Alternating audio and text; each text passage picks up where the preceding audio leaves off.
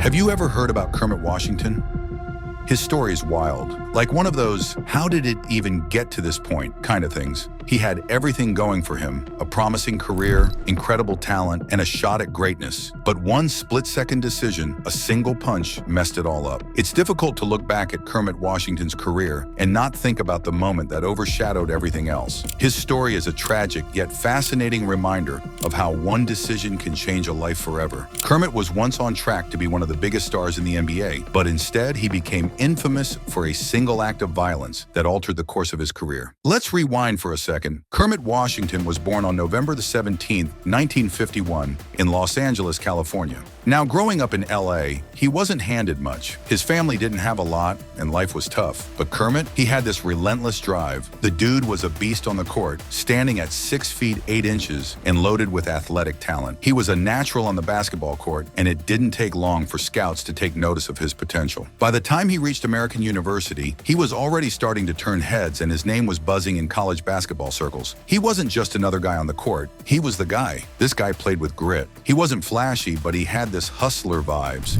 diving for loose balls, defending like his life depended on it, and pulling down rebounds like nobody's business. These qualities made him a standout player in college, and it didn't take long before the NBA came calling. When the 1973 NBA draft rolled around, the Los Angeles Lakers picked him 5th overall. Can you imagine? Big deal, right? It seemed like the beginning of something special. It was a chance to join a team that had just said goodbye to Wilt Chamberlain and needed fresh talent who could step up and contribute right away. Kermit was supposed to be part of their rebuild, a cornerstone of the next chapter. At first, things were looking up. It was promising. Kermit had a role as this tough, physical guy in the paint, backing up big names like Jerry West. He wasn't a star yet, but he was holding his own. Now, if you know anything about the Lakers, you know they love Showtime. They're all about flash, speed, and big names. Kermit, he was more of a grinded-out player. He wasn't flashy, he was a workhorse. He worked tirelessly on both ends of the floor, earning a reputation as a tough defender and solid rebounder, and did all the dirty work that doesn't always make the highlight reel but wins games. So while he contributed, it wasn't a perfect match. So eventually the Lakers decided he wasn't the right fit and traded him to the Boston Celtics in 1975. Boston gave him a fresh start, and man, did he run with it. He became known as one of the toughest players in the league, a guy you didn't want to mess with. He wasn't just a defender anymore, he was scoring too, showing everyone that he was more than just muscle. He started to show just how good he could be. A solid defender, a reliable scorer with an average of 9.2 points, and a solid rebounder with 8.3 rebounds per game.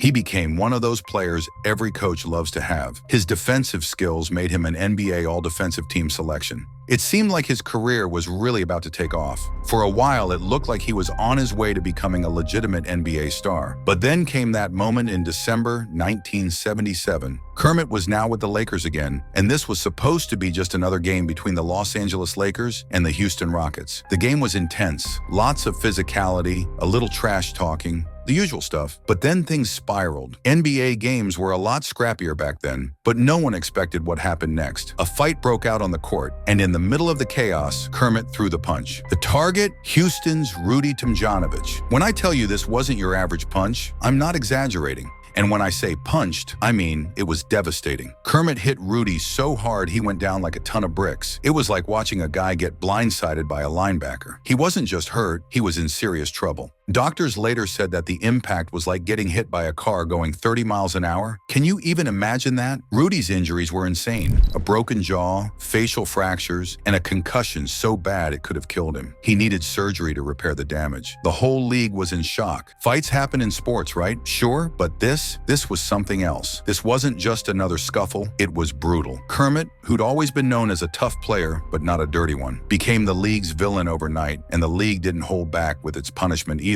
For Kermit, the fallout was immediate. He got slapped with a 26-game suspension, the longest in NBA history at the time. And honestly, the suspension wasn't even the worst part, because even after he served it, his career was never the same. His reputation was already destroyed. Here's the thing. Before the punch, Kermit was seen as a hard worker, a guy with potential. But after it, he was that guy. Teams didn't want to deal with him. Fans booed. His career stalled. He became a cautionary tale, a player with talent who let his emotions ruin everything. Kermit tried to move on. He bounced around the league for a while. Golden State, Portland, Seattle. But he never really found his footing again. It's like the punch followed him wherever he went. Coaches and teammates saw him differently. Fans definitely saw him differently. And Kermit himself? You could tell he was angry, frustrated, and struggling to find his place in a league that had moved on. The punch didn't just derail Rudy's career, it took a piece of Kermit's soul with it. But even with the weight of his mistakes, Washington refused to let his story end there. In 1980, he showed resilience and dedication, earning the NBA Community Assist Award, a testament to his commitment to doing better. Yet his story doesn't stop there. After his NBA career came to an end, Kermit had a choice. He could have let bitterness take over, or he could try to make things right. He chose the latter. He started focusing on making a difference. He got involved in charity work, helping inner-city kids and advocating for mental health awareness. Kermit started giving back. One of the coolest things he did was create the Kermit Washington Foundation. The whole idea was to give young athletes opportunities he never had growing up. It wasn't just about basketball anymore. Kermit had found a new purpose, helping others avoid the mistakes he made.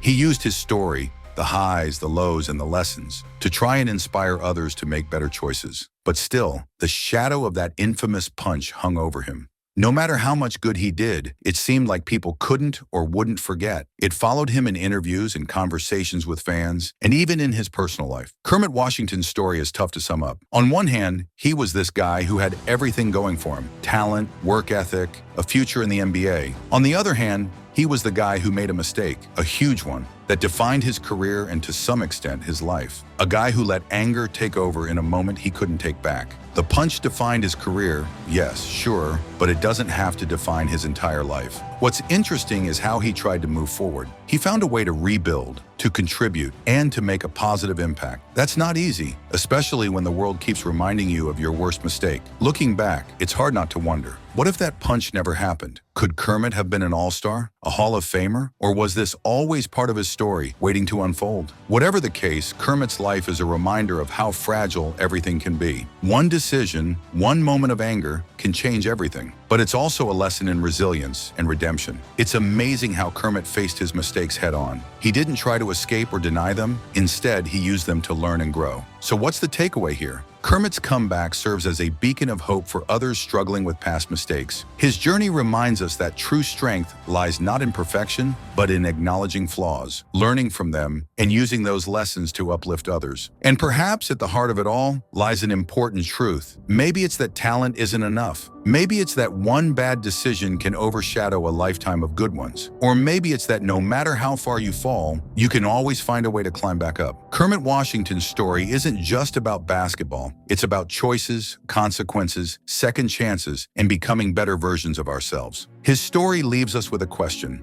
How will we use our second chances? Share your thoughts in the comments below. And if you enjoyed this story, don't forget to like and subscribe for more stories from the NBA and beyond. Thanks for watching, and we'll see you in the next video.